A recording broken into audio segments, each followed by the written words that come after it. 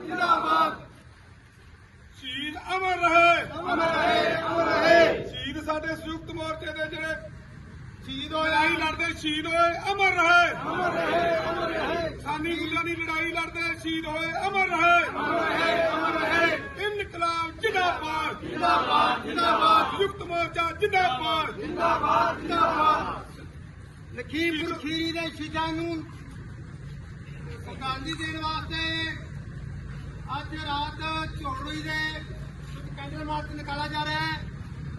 ਇਹਨੂੰ ਵੱਧ ਤੋਂ ਵੱਧ ਸਹਿਯੋਗ ਦਿਓ। ਸਾਨੂੰ ਤੁਹਾਡੀ ਯਾਦ ਤੇ ਪਹਿਰਾ ਦਿਆਂਗੇ। Okay okay.